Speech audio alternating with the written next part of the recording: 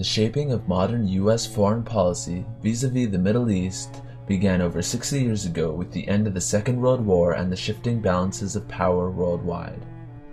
Generally, U.S. foreign policy seeks to bring about peaceful relationships between America and other nations through peaceful compromise. U.S. foreign policy also attempts to promote regional stability by facilitating peaceful compromise among other nations. The result of peaceful relationships and regional stability ought to be economic gain for all the states involved.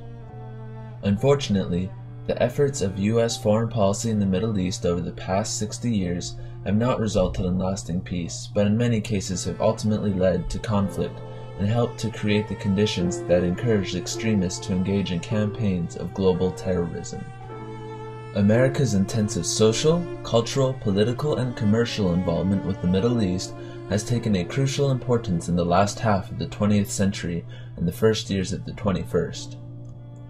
The United States foreign policy in the Middle East and the hope of peaceful compromise have ultimately led to conflict, resentment, and terrorism because of three reasons that have happened between the time periods of 1945 through the present day.